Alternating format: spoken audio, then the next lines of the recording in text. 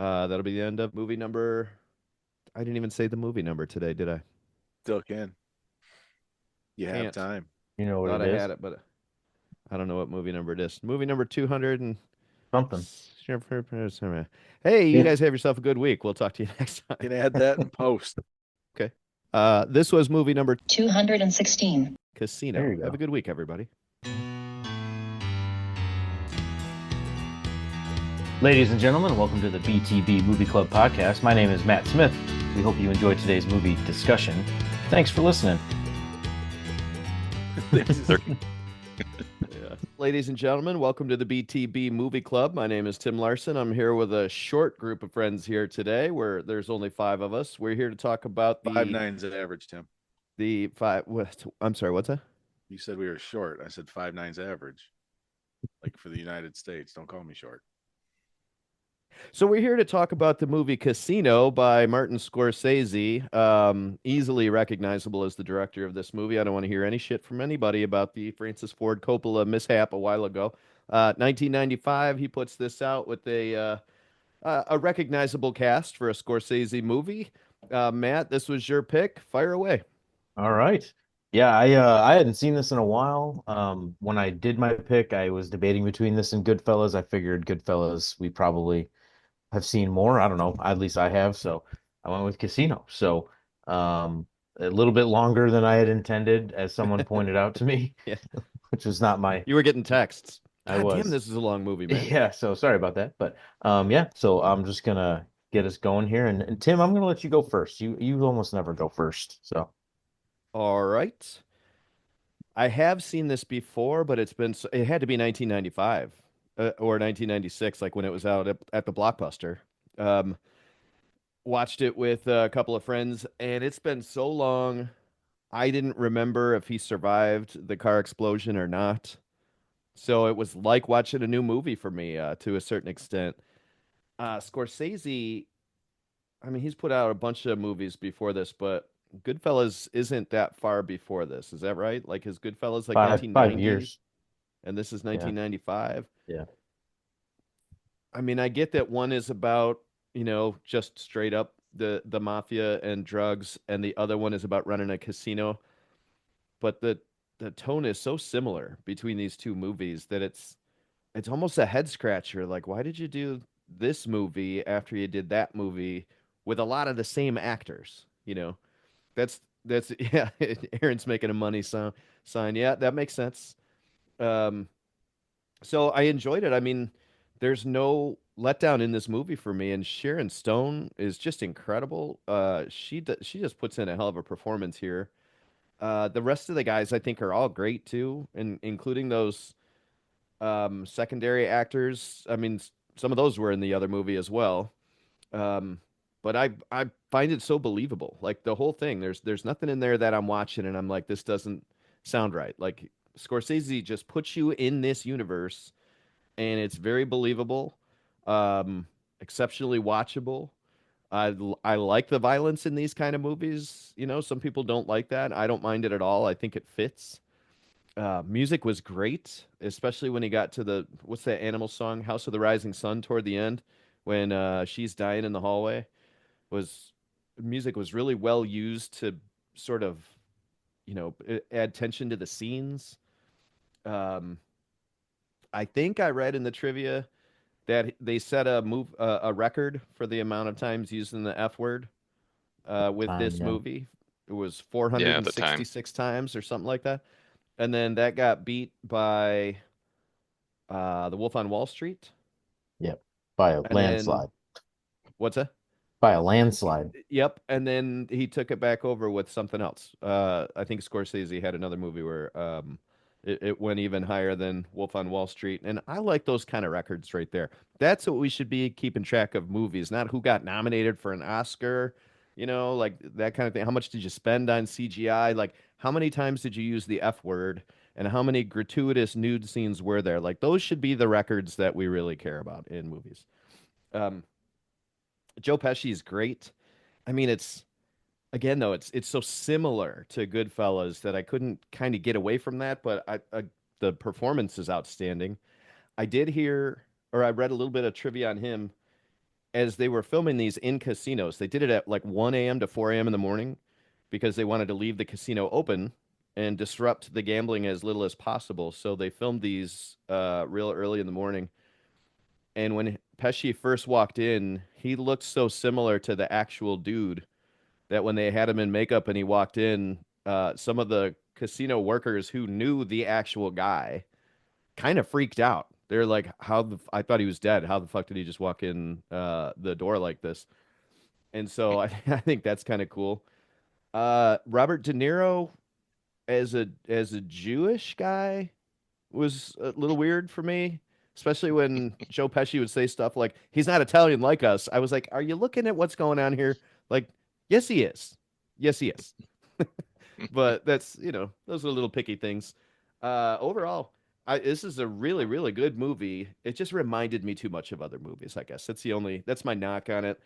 But for the creation of it and the feel and the tone and the cinematography and the action shots, really, really good stuff. So fun pick, and I'm glad I went back and rewatched it. So now I remember how it goes. Yeah, it was interesting to hear all the obviously it says based on a true story in the beginning. And then if you read a lot about like the guy who is De Niro's character is based on really actually liked the movie and agreed to it once they made some concessions and stuff. So the movie opens obviously with the explosion, but before the explosion, he's got this quote, right, about when you love something, you have to you got to trust them, and there's no other way to do it. Do you think he loved Ginger? Like, really loved Ginger? In as much as he could, I think he did. I think for him, it was more about collecting a way of life that he wanted. Hmm. That's how it seemed anyway. Outside of that, I don't know. I mean, it seemed like he was into that relationship more than she was from the get-go, but was it genuine? I don't know. Yeah, it's just an interesting concept because it as the movie goes on, obviously he's got no reason to trust her as the movie goes on. But even in the Yeah. beginning, even in the beginning, he seemed very like more of a control thing, right? Yep. Like I need you to do this and this, and it's about me, and how I look and the business. So I just, Yep. it's just kind of a curious thing about he makes this big quote in the beginning, and then I believe that's the kind of love I had. Was it one-sided? And it sounds like you're saying probably. Yeah, but, or maybe that quote wasn't about her at all, and maybe that was just Sure. about the casino lifestyle Yeah, for um, sure. that you got to be able to trust, because that turned on him too, eventually. Yeah. Um, I forgot what I was gonna say. Okay. You good for I'm now? good. I'm good. All right. Aaron, Yes, Matt. what you got for me? Oh, um, I've seen this movie a ton. I love this movie. um, some of the things that Tim got, you know, touching on or whatever, with Scorsese and um, even you guys just talking about the relationship with Ginger right now. There's a lot that it's almost like a Scorsese universe that feel the same Yeah. because to me that relationship with Ace and Ginger felt a lot like the one that we just watched in Raging Bull. Oh yeah. Not as controlling and not as like one-sidedly violent, but where Tim was, it was almost like he had an idea of what a husband and wife should be, and that's what he needed to project to get himself ahead. Um, so I don't think it was. I don't think it was love traditionally. I think it was like love the way he had it in his mind, from probably not what he saw in his life, but maybe from books or whatever this image of what a loving relationship should be. But like it's very similar in like taking the troubled but um self-respecting. So in both cases, Raging Bull and in this, the female knew what she was. She wasn't trying to be anything different, and in both cases came into the relationship. It's like, this is what I am, you Hmm. know. And in both cases, he kind of tried to mold her into something that she wasn't. Um, so But other similarities throughout the Scorsese verse. Um, just like with this one, and Matt, you had just mentioned that they got the permission of the guy that De Niro was portraying, or Yeah, Lefty more something, right? not really his permission. Somebody else wrote the book, but they got sort of like an approval from him. Like, yes, this is fine. because I've always seen the Scorsese movies. So Goodfellas, that's basically Sammy the Bull Gravano's story, especially after he gets pinched and tries to go legit and just can't. Mm. Um, um, the Whitey Bulger one. Um, what is the one that's got DiCaprio and Oh, The Departed. The Departed is basically a Whitey Bulger story. Okay. This to me, I've always pictured it as Ace was Mo Green from Coppola's Godfather movie, where it's a very similar, and I know they're all based on real people, where like Joe Pesci, I always assumed was loosely based on Bugsy Siegel, who was the right hand Midwest mafia guy, well, from New York, and then, you know, through St. Louis became the enforcer out in Vegas. So like he always kind of told true stories, but enough of the names have been changed to protect the unincarcerated. Um, and I love them all. So this movie, when who Melo started popping off about how long it was, Mm-hmm. I never even realized it was that long, and it was kind of like one of those glass shattering moments. Like, oh, what'd you do that to me for? I didn't realize I was in for this. But once I started, I didn't care how long it was anyway. But yeah, I'd seen it enough to where, you know, I was quoting lines to my wife before they happened and stuff like that. Um, you know, love everything about it. Putting the bulldog or the dog, whatever the guy was who was trying to muscle into Vegas, and you know, you're making me put your head in a vice. Yeah. You're making me pop your friggin' eyeball out for, you know, whatever the guy's name was. You know, I love that. It almost, I was actually thinking almost bordered on like not Blumhouse, but like you know, like almost cheesy horror. Not that the effects were bad or anything. Now Pesci in the hole at the end, um, I'm assuming that was some type of animatronic, and it didn't really Yeah. nail it. It was. It was. But Scorsese going for some shots that, you know, like the cocaine straw, you know, coming across the tape, you know, it was cool. It was an attempt at something different. And I didn't really pay attention to those before, so those kind of things kind of stood out a bit more. The music, Tim already talked about that for the eras. Um, Watching once again, just like with The Godfather, I didn't realize how much time it covered. Um, didn't really notice that Ace's kid went from, you know, we see her being born, so probably a Mm-hmm. year before she's born, maybe even 2 years, we're in this story, and she gets to be 8 or 9, you know, by the end when the mom's trying to take her away. So it covers a decent amount of time, and the music kind of helps that a little bit, because the music, you know, they do go through some um, not just wardrobe changes. My nifty tracksuit I got on, um, Nice. and you know, and the music follows along. The tone of it, you know, watching Pesci and De Niro's characters' relationships evolve and then de-evolve at the end. Um, it, I did feel it gets a bit long when Ace's and Ginger's relationships falling apart. But I was also thinking, because Melo had already popped off, that it was long, and I'm watching it and I'm thinking that kind of feels long, but I'm also thinking I don't know what I would cut out, you know, Yeah. because you really need to show her bouncing back and forth. She's really only hung up on getting her money and her, you know, box of jewelry, and the kid, if that can get her some more money, you know, just really showing her for the whatever that she is. Um, I don't want to say piece of trash because, like I said, everybody knew who she was when the relationship started. And, you know, Maybe gold so, digger is the word you're looking for. yeah, but she didn't go looking for him. True. He grabbed her Yeah. and said, "This is what I'm going to do for you. I'm going to put 2 million in this box and it's yours, and all this jewelry is your." She didn't say, "I'll marry you for this," or tried to sneak in and get knocked up with this high roller, this casino manager. So I would even stay away from gold digger. She was definitely looking out for herself, and I think that was always her plan, to hang out with him for a few years, play house for a while, but then bounce.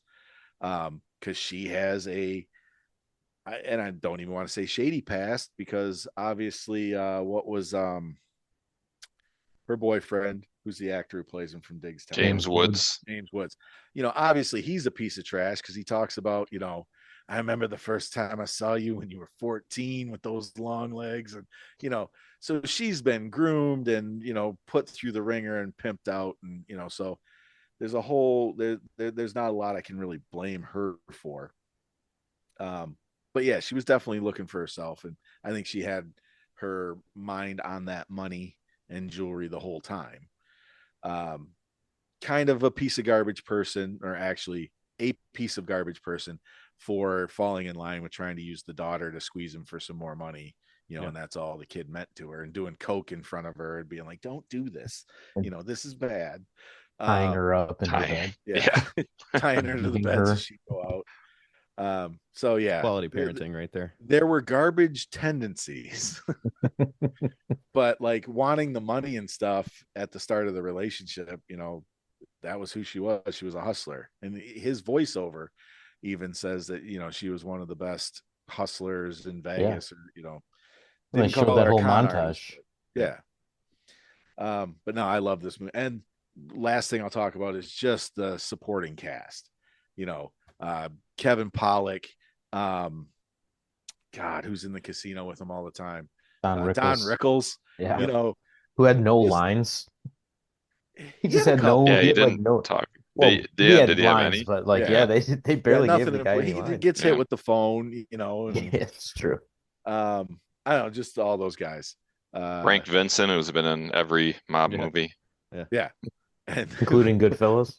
plays a guy named playing a Frank. character named Frank, who's So the actual guy's name was Frank. So right, that's what I'm saying. so the character's Frank, the actual guy's Frank, and played by a guy named Frank. Oh, I didn't know the actual guy was Frank. Yeah. That's funny. But yeah, love the movie. Great pick. Did not mind watching it again. I will definitely watch it again. Sure. Yeah, you talked about the time the opening explosion's 1983, and then they say 10 years ago. So I assume we are covering 73 to 83 in that time span. So that would make sense for the kid to be the age she was too. And you're talking about Ginger. I kind of asked him about the love thing. I mean, the first time he met the lady, she's stealing chips from one of the high rollers, and then she throws them in the air and scatters all this money all over. That's the first time. And he decided, yeah, I love her. Let's get Yeah, her. that's my Like, girl. like, what did he think was gonna happen? Mhm. Yeah, so I found it kind of funny. Um, do you think, Aaron, that this is how I always saw it? He was trying to be, I mean, obviously he's connected to the mob, which I guess it was actually the Chicago mob. Right. I didn't like, maybe I just missed that. I didn't really even realize it was Chicago that they kept going back to, but They moved it to Kansas City, which was weird, but Yeah. it's supposed to be Chicago. yeah. No, I mean there's so Kansas City had a huge mob presence. Did they? Yeah, got looking into it because of I think it was one of the Fargo TV shows. They talk about Kansas City, and yeah, like New York, Detroit, Chicago, Kansas City, skip to Vegas. Except in this movie, they say the boss couldn't or could mess up a cup of coffee or something, right? Like they Yeah. don't think Right. very highly of him Yeah. in this one. But it's in the trivia though. It says that the original guys who were running those casinos were the Detroit guys. Okay. Okay. I was just gonna Scorsese say, moved it to Kansas City for the Aaron, do you think to me it was like almost like this was his way of trying to go legit, maybe not totally straight and legit, but like as legit as he could. He says something in the movie like they'd arrest me for this back home, but here they pay me to do it. Do you think that's why he was so intense about Ginger and Nikki and everything that was going on? Because he thought this was his chance to be like legit, like I'm not going to go to jail because I'm doing something that's legitimate. No. I think, and it comes in earlier in the movie when Pesci's talking about how he knows everything. He knows if the quarterback of UNLV knocked up his girlfriend and blah blah blah.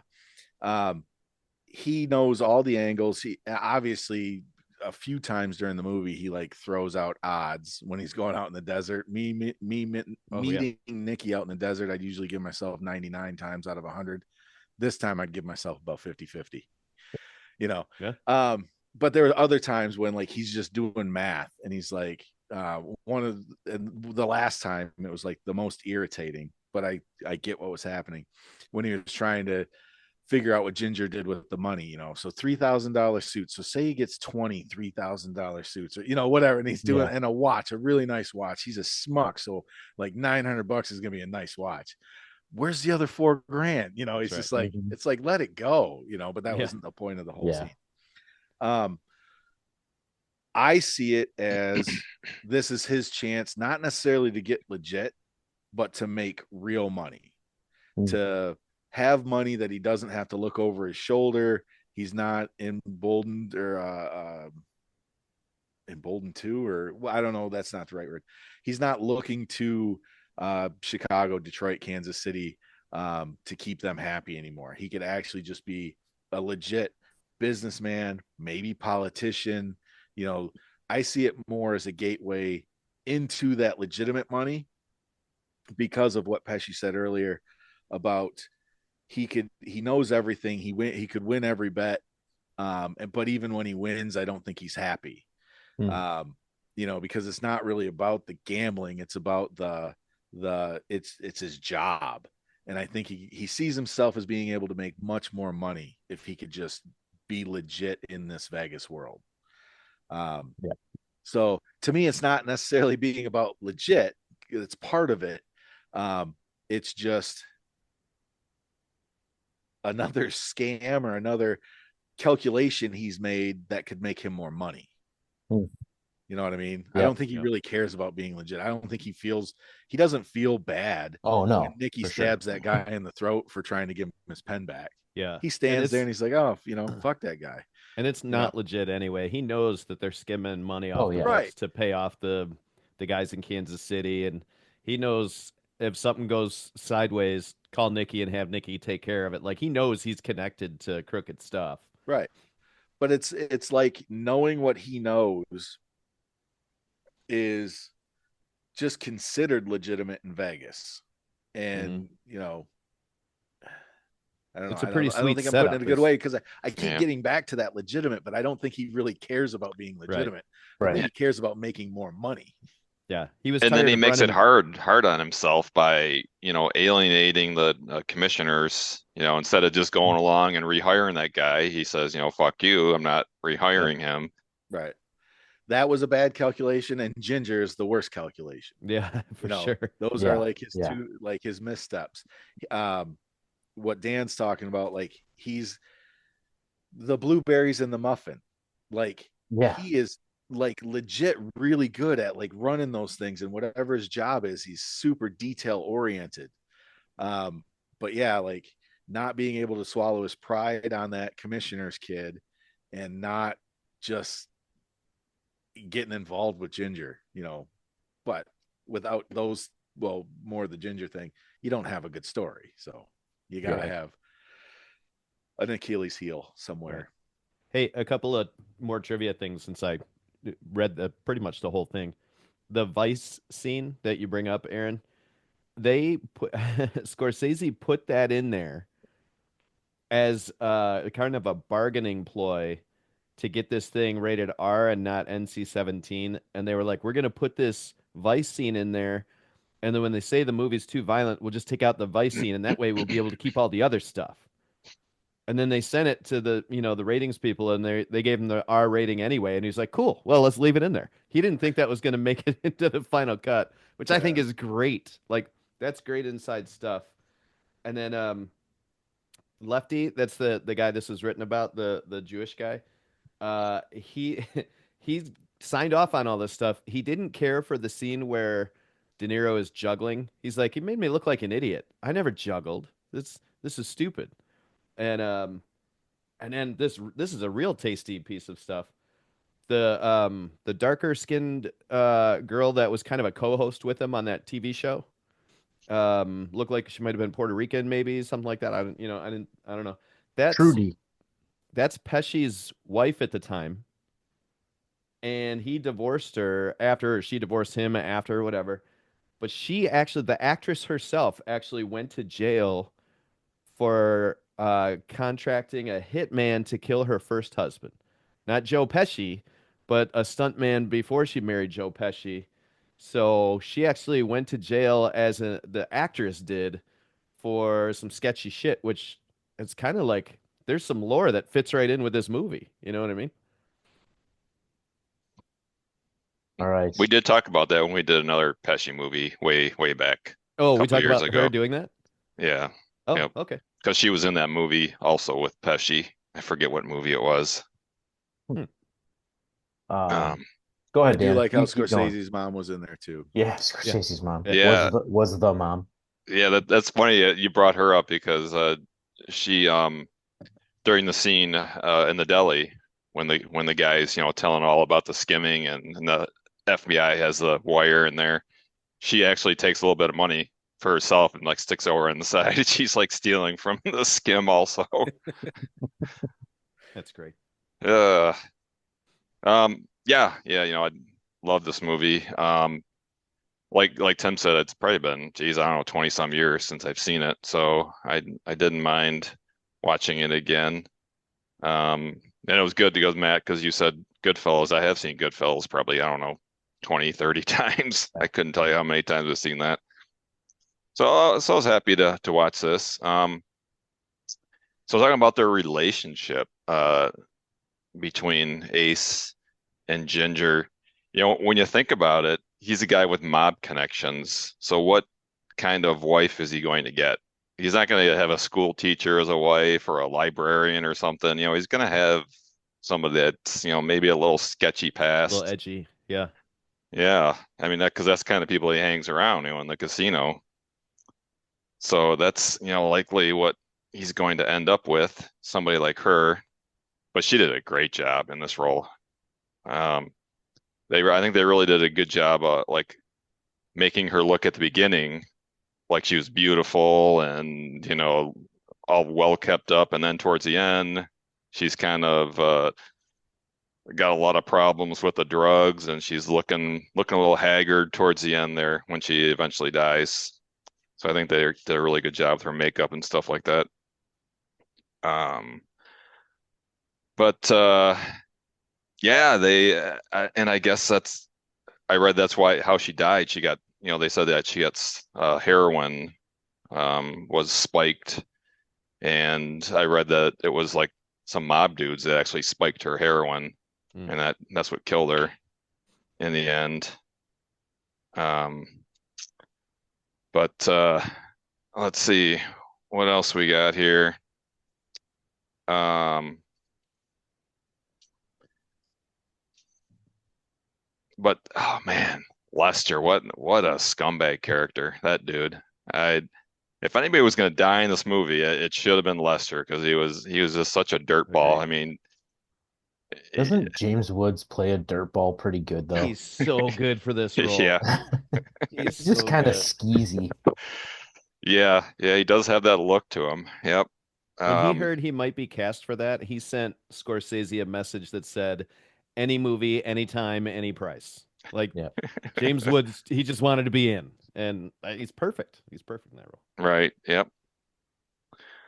Um, but I think we see at the beginning of this movie, Ace is like a little bit sensible. I mean, I know he's got mob connections and all that, but I think he's trying to make it work as the boss of the casino.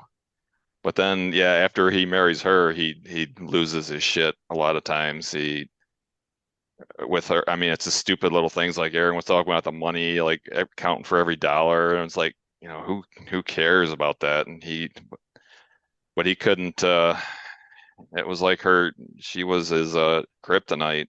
She he couldn't get away from her. Well, that's true, Um, but that's true to his character though, because looking after every dollar in the casino is his job. He spends $18 a day smelling out bullshit when he sees it, and then he can't turn it off right, in right. the That's the thing. personal Yeah, relationship. right, right. He needed to turn it off with her, but yeah, he couldn't do it. Right. Um, he made several mistakes. I think another mistake was having Lester beat up, because then that's just gonna make Ginger, more sympathetic towards Lester. If he was gonna do some harm to Lester, he should have waited and had him do it when she wasn't around. Then she wouldn't have witnessed it. But I think that really upset her. I think that was kind of a turning point in the relationship when it was definitely not going to work after he did that to Lester. Um, I think I think it's great that the mob bosses are getting their skim, and they're pissed off that other people are stealing from them and getting Right. their take. Right. Skimming off our skim? Yeah. That's the main thing that they're pissed off about. Um, but Nicky's character, and his character, like Tim was saying, is very similar to the character in Goodfellas. He's out of control. He kills people. It seems like just for little things that they do wrong, so he goes off and kills them. Um, but then at the end, he's the one that tries to kill Ace. But he was disgusted at Ginger when she suggested that Nicky kill Ace. And he's like, "Well, what the fuck are you talking about? That's bullshit."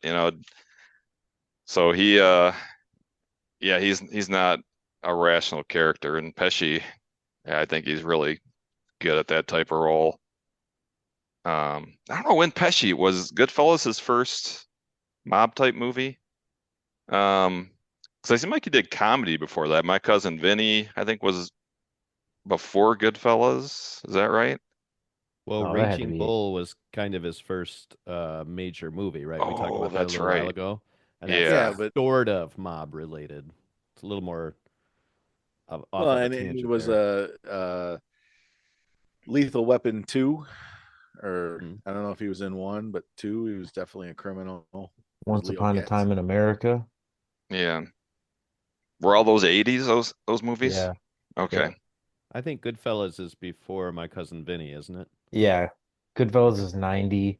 Cousin Vinny's 92. Okay. He was Okay. in JFK. That doesn't matter, but He was definitely a guy out of control in JFK. Bronx Tale in 93. Okay. All right.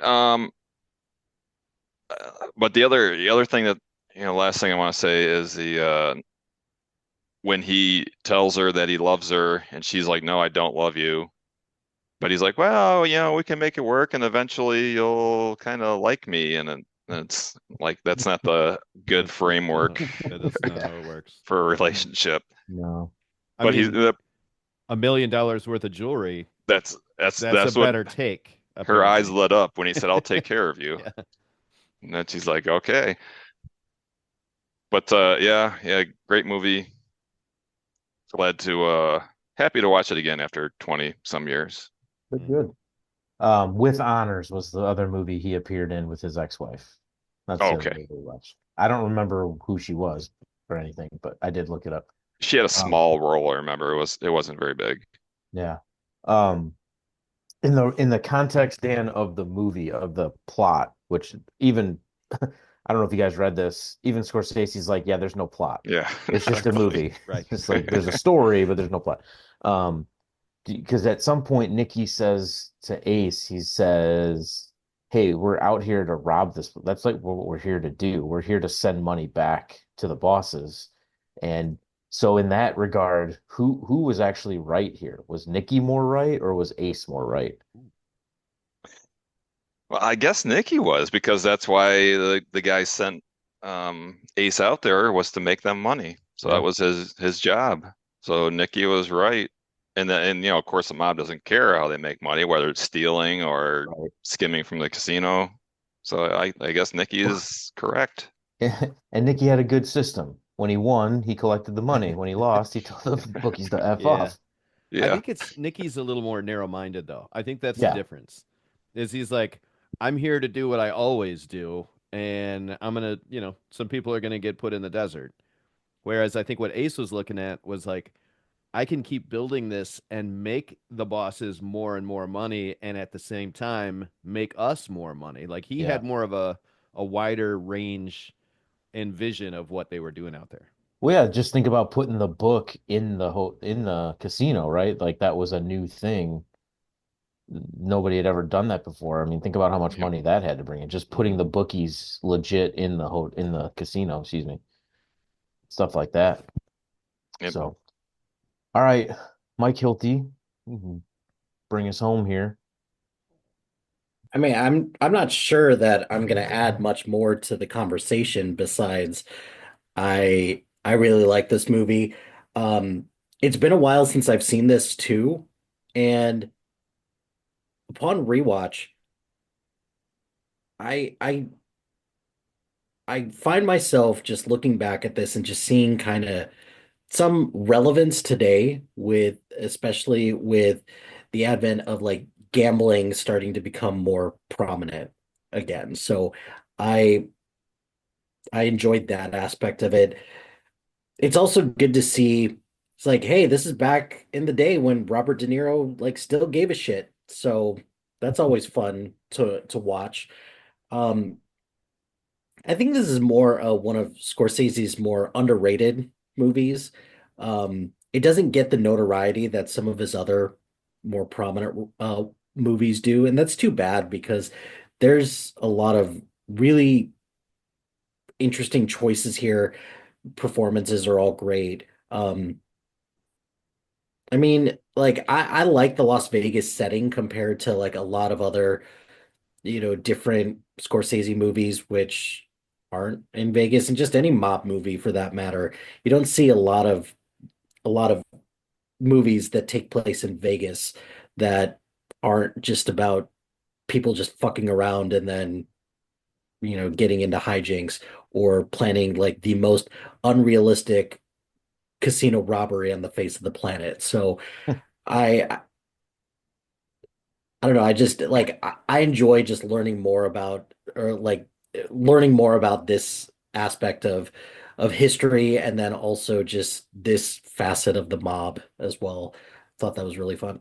I found it weird that this movie was only nominated for one Oscar. And it was for Sharon Stone, Cheryl Crow, Sharon Stone's performance, uh, which yeah, if you're gonna give anyone an Oscar nomination, that one would probably be it. So a lot of credit for that.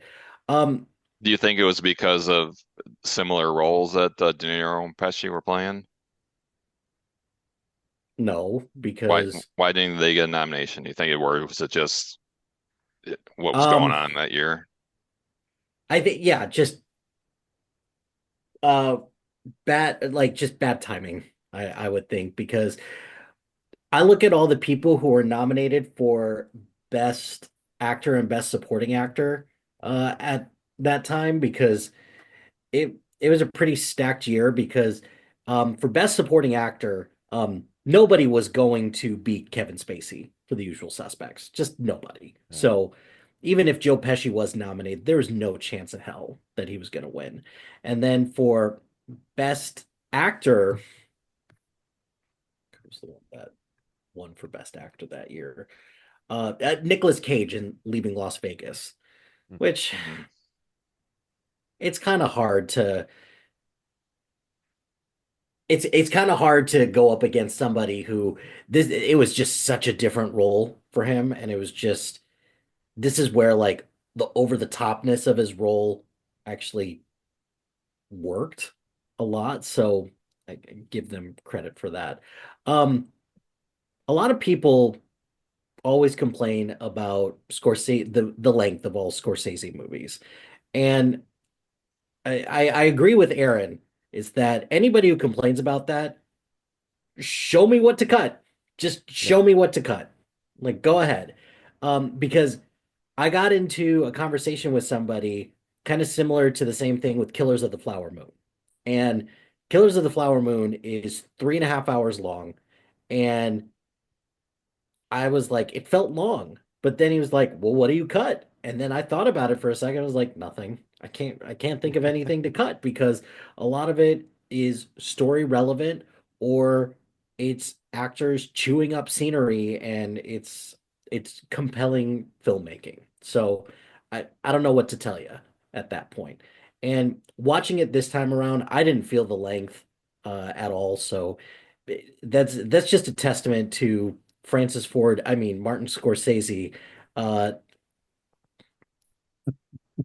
He wasn't here. He didn't get the warning, Tim. Watch That it, warning man. didn't have any weight to it anyway, right? Yeah, Like, yeah, I tried yeah. to head it off and not get made fun of, but I failed. I mean,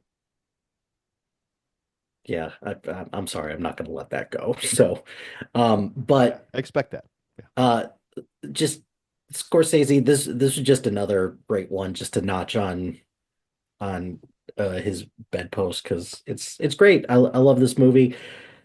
And for like this is another one where it's like all those people who say like Scorsese needs to stop doing mafia movies. Like, no, he doesn't. Like he's amazing at it. And eh, I can see where people are like, this is just a different version of Goodfellas. Like, yeah, so because there are so many other like let me put it this way. We had 1 year in cinema where we had two volcano eruption movies dueling head to head. We had But two movies that were about a comet slash asteroid hurtling mhm. towards Earth and a group of people trying to stop it. Okay, big deal. It's Hollywood. So, um, like all the comparisons to Goodfellas, like I get it, but also that doesn't that doesn't dilute what I'm watching and how much I enjoy it. Because Agreed. I find these stories endlessly fascinating, and clearly so does Scorsese. So if that's what fascinates him, then fine, so be it. Keep making So, great stuff. without disagreeing with you, just saying the other side of that coin, you just talked about Nicolas Cage winning an Oscar for doing something that was so out of the ordinary for him as an actor. I think when people say Scorsese should stop doing gangster movies, I think that's where they're going. Like, I'd like to see what he would do with some other kind of movie, like I think that's the push for that. My pushback to that, though, is to bring up Francis Ford Coppola in a legit way. Um, After he did Bram Stoker's Dracula, he followed that up with a movie called Jack with Robin Williams. And I was like, Okay. I Yeah. think I'm good. Yeah. We don't, They're not all and winners. Yeah. no, they're not all winners. And there is something to be said about a filmmaker who tries different movies. And some people are just better suited at trying different types of movies. And some people just need to, some people stick to what they're good at. And I'm not saying Scorsese's only good at mafia movies, but that is clearly something that interests him and he usually finds something different to talk about Hmm. with a lot of these movies, even if it is small.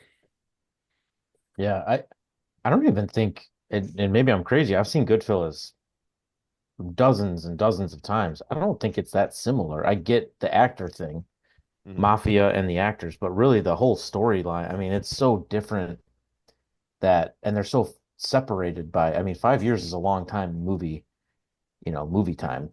So Yeah. interesting. Um, do you think, Mike, Nikki was Ace's friend and he eventually stopped doing that? Or do you think the whole time he was I'm gonna look out for me, and if this guy gets in my way, I'm gonna do what I need to do. I kind of equate it to anybody who thinks, and particularly at first, that a coworker is a friend. Because if anything, they are associates who work together, who maybe got a little bit close, and then eventually their friendship just deteriorated. So I wouldn't say I would call them probably like close work associates, and that's probably the best that I could do. I don't think that they were ever like real friends. Yeah, interesting. Yeah, uh, so I'll just finish this up here. I like this movie a lot. I hadn't seen it in a while. Um, as far as the length goes, I started this movie at 10 o'clock last night, thinking I'll watch a couple hours. I'll probably fall asleep. I'll just watch the rest today before the meeting. I ended up staying up watching the whole thing. Yeah, So, this movie my will do wife, that. my wife even said, she's like, it obviously was held your attention because it's 1 o'clock in the morning and you're still watching it. You didn't fall asleep on the couch watching it. So I think that's a testament. I mean, that's a weird like metric, but to me, that's a testament to like it, even though it was long and it did have a slow burn at times, like it was interesting enough that it kept me enthralled, so to speak. And again, maybe that's because I hadn't seen it in a while. Um, but yeah, a couple things I forgot about this because I usually do this and I forgot to check 1995 movies because I like to kind of Dead Man Walking, Ooh, 12 Monkeys, Heat yeah, came out in 95. yeah. Seven, already mentioned The Usual Suspects. Um, what was it? Toy Story, but that doesn't matter. Apollo 13, Braveheart, Leaving Las Vegas. That's all in 95. Yeah. Wow. Good year for Cl thrillers. Clueless, Get Shorty, which I find is actually a funny movie. I like that movie. Hmm. Crimson Tide, Outbreak, Die Hard with a Vengeance, Desperado, Bad Boys came out. I didn't realize Bad Boys was that old. Anyway, so just like kind of going through, I like to look at that and go, man, like, are are we gonna look back in 10 years at 2000 whatever and be like, man, that was a good year for movies, or have we lost that? Was there like a golden time? Was the 90s a golden time of movies? It sounds weird to say that way, but Mid 80s to mid 90s. yeah. Yeah, I it think seems like there's they're a little more streamlined now for getting the biggest bang out of your buck, right? Like I don't think we see as many movies coming out, or maybe I'm wrong. no, That's just not how they. I don't think you're wrong at all. Like in those days, you used to wait for like the 4 or 5 huge like summer blockbusters or the Mhm. right around Christmas. I mean, you would get legit 10, 15 good to great movies a year. You know, there'd be the summer blockbusters and there'd be the Christmas, the holiday blockbusters. And now you get, 2 in the summer, 2 around Christmas, Yeah. you know. Well, and not only that, you look at a lot of these movies, you're not seeing sequels, or you're not seeing as many sequels, you're not seeing as many reboots, you're not seeing as many, adaptations of things, and you're not seeing all the shit that just gets thrown on streaming because they Ah, just wanted to make a movie as right. Yeah. well. Matt Damon said something about this in an interview at one point that getting a movie made back in the day was easier because you'd get the box office, but you'd also get the DVD sales. Mhm. So the production company would get its money eventually, and the DVD sales sort of dynamic is gone. So it either hits in the movie theater or it doesn't as far as the production company is concerned. I gotta think that when they come out on HBO and whatever that They or get Max, I should say, they they get they a get a ton residual. they get a ton Yeah, of money if it hits on a particular streaming platform, which is right. why you don't see a whole lot of stuff making money if it goes straight to like Paramount Plus or even Peacock. Yeah. Um, it makes the money when it goes to Netflix or Hmm. some of these other Well, bigger streamers, and unfortunately. that's what one of the most recent strikes was about, correct? About streaming. Well, I mean, not the only thing, but wasn't a big argument for one of the most recent Screen Actor strikes was streaming money, right? Like they weren't seeing enough of that money. They weren't seeing enough of that money. Also, there was little to no transparency about whether or not something would, if something gets canceled, is like, oh, you didn't get enough viewing hours. Like, Yeah. well, what does that mean? What is enough viewing hours? Right. Like, well, you see, like it's different, Yeah. and Well, it's wasn't just, that a big thing with Black Widow? Like what I was just gonna Widow, say, yeah, yeah, Scarlett Johansson, yeah. Scarlett Because Johansson, she's the one who sort of drove that. Like, what the hell? yeah, because she said, instead of taking up front money, she'd take back end money, but then it went like right to streaming, and there Hmm. is Yeah, no back end money on streaming right, Right. virtually Which was because COVID related, to be fair. right. Like, with I that it, believe too, that but was COVID related. there's still that pointed out a lot of like, we were kind of saying something that is produced by Apple TV or whatever, there is no box office, so there is no real back end. How do you Yeah. relate the amount the movie made compared to people who signed up for the service or even watched it or Right. There's got to be a contract of a percentage of whatever, right? Like you got to just rewrite yeah. everything you've ever done has to be rewritten in new form. Well, that's interesting too because the industry changed with COVID in kind of a permanent way with that stuff. Sure. And I'm pretty sure Scarlett Johansson's fine Yeah. money wise. She's probably eating okay, right? And so it's an I'm interesting argument to have to be such a public forum argument.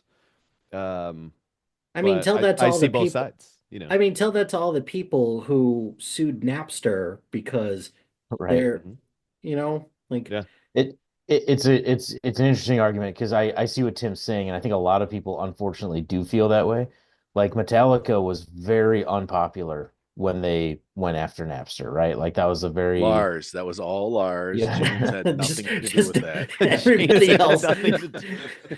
all the other Fuck the guys are in the drummer. back just rolling their eyes. Yeah. Yeah. But I mean, but they had a legitimate point. Like, Yeah. yes, I understand I'm making a lot of money, but do you understand that that's only 5% of the whole take? Like, is that fair Right. that the artist should only get whatever percentage? So it's an interesting argument.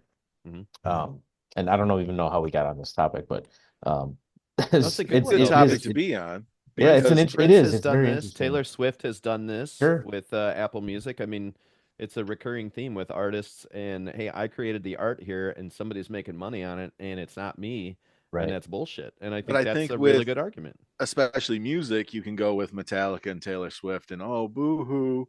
Um, Right. but I didn't really follow the guy, but he came up on my feed a lot. He wore like a almost a sombrero that had pineapples on it, and he was always out in front during the renegotiation, the SAG negotiations, Mm, and he was like he always gave the same spiel. Can't remember his name, but he was a day actor or whatever, and he was like he really did a good job of selling himself and what was going on in the contract negotiations and the fact that I've been in over 150 movies, TV shows, and video games, and you have no idea who I am. Hmm. But every time one of those things sells, I get 8 cents. And when enough of them sell, I get a check for, he's like, I don't work every day, but I work every year and blah, blah, blah. It made it more, it took it out of the, oh my God, Scarlett Johansson, she's going to have to eat veal instead of Wagyu.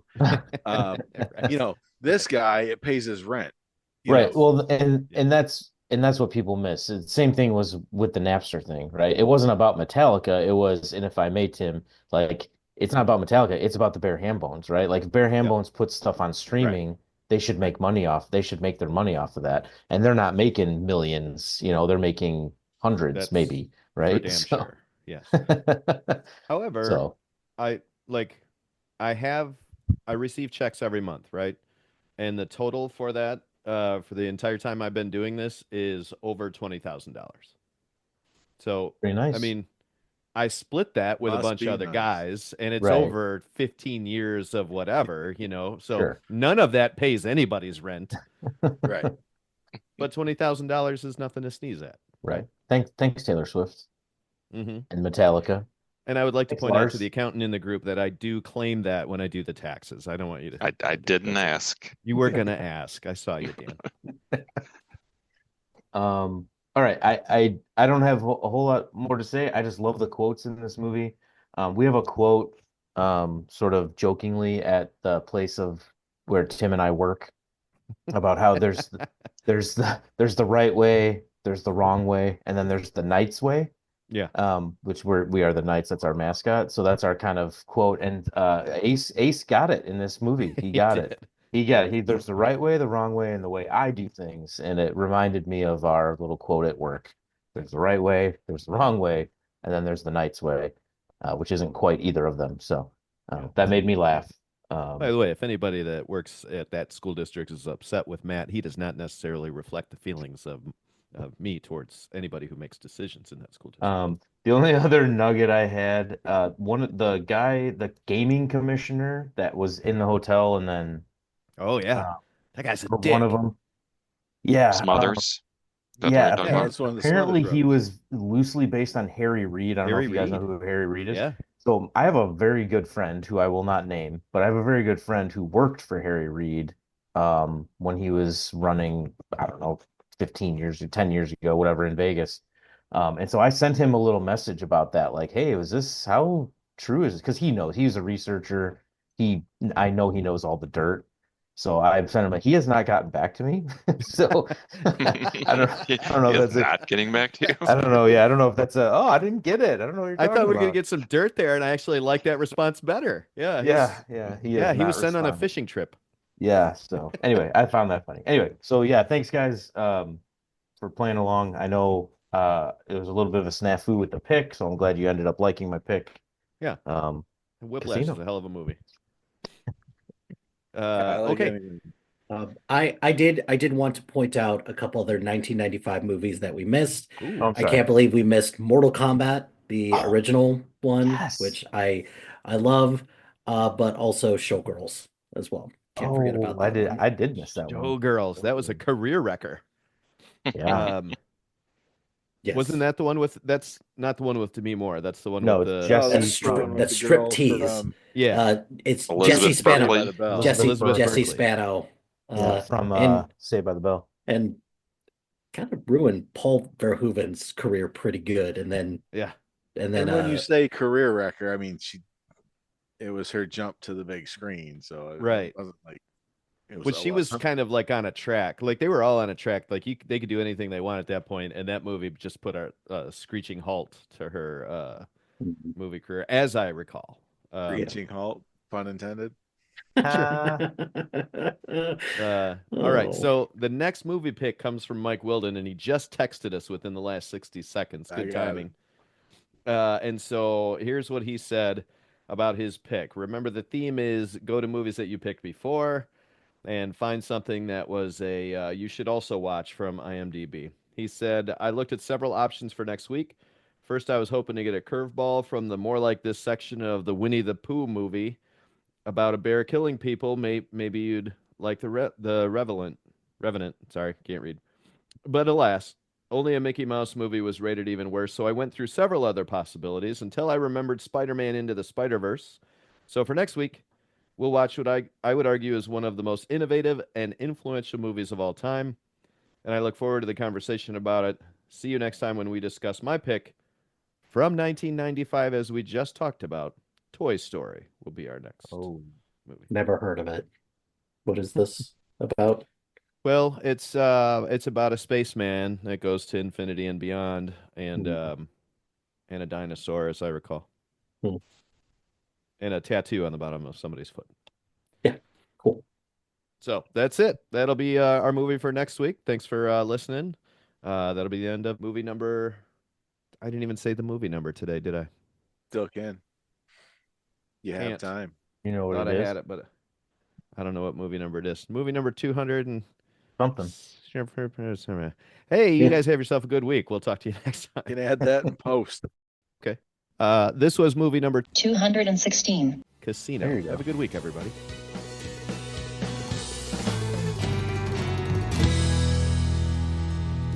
That'll do it for this episode of the BTB Movie Club podcast. Thank you as always for listening. We know we enjoyed ourselves. We hope you did too. Have yourself a great week. We are partnered with the SPDM Crew Podcasting Network.